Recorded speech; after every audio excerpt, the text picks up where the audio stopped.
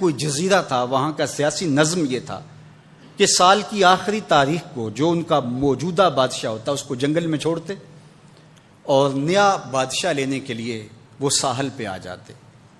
جو پہلا شخص ساحل پہ اترتا اس کو اپنا حکمران مان لیتے، جو بھی حکمران بن جاتا وہ خوش ہو جاتا، حالانکہ اس کو بتا دیتے کہ ایک سال کے لیے تجھے منتخب کیا ہے، سال کی آخری تاریخ کو تخت سے اٹھائیں گے، باندھیں گے، جکڑیں گے، اور اسی جزیرے کے دوسرے کنارے ایک جنگل ہے جہاں خاردار جھاڑیاں اور موذی جانور ہیں، وہاں تجھے پھینک دیں گے۔ وہ بھول جاتا، کہتا دیکھی جائے گی۔ اور سال کی آخری تاریخ جب وہ رسیاں اور زنجیریں لے کے آتے تو وہ پریشان ہو جاتا کہ آنکھ جھپکنے میں سال گزر گیا، پتہ ہی نہیں چلا۔ پھر روتا ہوا چیختا ہوا اس جنگل میں جاتا اور لوگ اس کو چھوڑ کے آ جاتے اور درندوں کا رزق بن جاتا۔ اور جو بھی آتا اس نے کبھی انکار نہیں کیا تھا۔ پہلی بار ایسا ہوا کہ جس شخص کو انہوں نے ہار ڈالے، گارڈ آف آنر دیا، تعظیم تکریم دی، سیلوٹ کیا، اس نے کہا یہ سب کیا ہے؟ کہا کہ آج کے بعد تو ہمارا حکمران ہے۔ کہا میں تو امور سلطنت نہیں جانتا، میں تو تاجر آدمی ہوں، چیزیں بیچنے آیا ہوں۔ کہا کہ ہمارا اصول یہی ہے کہ سال کی پہلی تاریخ کو پہلا شخص جو جزیرے پہ قدم رکھتا ہے وہ ہمارا حکمران ہوتا ہے۔ اس نے کہا میں تو امور سلطنت کو نہیں جانتا، تو یہ کس طرح ذمہ داری قبول کر سکتا ہوں؟ انہوں نے کہا کہ تمہیں کرنا ہوگی، اس کے علاوہ کوئی راستہ نہیں ہے، ہمارا یہ قانون ہے، ضابطہ ہے، اور یہ بھی بتا دیں کہ سال کی آخری تاریخ کو تجھے اسی جنگل کے دوسرے کنارے چھوڑائیں گے جہاں موذی جانوروں کا رین بسیرا ہے۔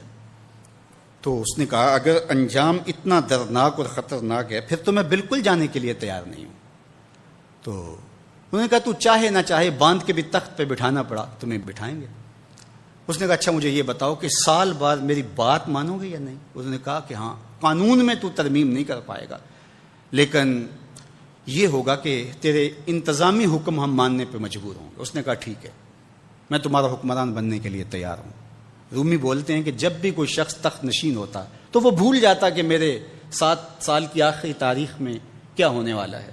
وہ عیش و عشرت کرتا اور یوں وقت گزارتا، سال کی آخری تاریخ آنکھ جھپکنے میں آ جاتی۔ لیکن یہ پہلا شخص تھا، تخت نشین ہوتے اس نے پہلا حکم نامہ جاری یہ کیا کہ کمانڈوز بلائے جائیں۔ بلائے گئے، کہا اس جنگل میں چلے جاؤ جہاں تم بادشاہوں کو پھینک کے آتے ہو اور وہاں کے موذی جانور کاٹ ڈالو۔ پھر بلدیہ کے ملازمین بلائے، کہا جاؤ جا کے وہاں کی جھاڑیاں کاٹو۔ پھر معمار بلائے، کہا جا کے وہاں محل تیار کرو۔ کچھ لوگوں کو بلایا، کہا جا کے وہاں پھول لگاؤ، پھلدار درخت لگاؤ، سایہ دار شجر لگاؤ۔ پوری حکومتی مشینری اس جنگل کو کٹوانے، وہاں کے موذی جانور قتل کروانے اور وہاں خوبصورت محل بنوانے، کنویں کھدوانے اور پھلدار درخت لگوانے میں صرف کر دی۔ اب سال کی آخری تاریخ کو جب وہ زنجیریں لے کر آئے تو اس نے کہا کہ مجھے کیوں جکڑتے ہو، میں خود جانے کے لیے تیار ہوں، اس لیے کہ یہ اس تخت پہ آرام سے نہ بیٹھا، یہاں بیٹھ کے تیاری وہاں کی کرتا رہا جہاں اس نے جانا تھا۔ کافر اور فاسق دنیا کے تخت پہ عیش کرتا ہے، بھول جاتا ہے کہ میں نے کہاں جانا ہے، اور صالح مومن اس تخت پہ آرام سے نہیں بیٹھتا، جہاں جانا ہے اس کے لیے تیاری کرتا رہتا ہے۔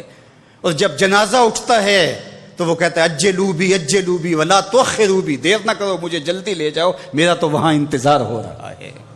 اور پھر جب وہ وہاں پہنچتا ہے تو القبر روضۃ من ریاض الجنہ، وہ جنت کے باغوں میں سے باغ بن چکی ہوتی ہے۔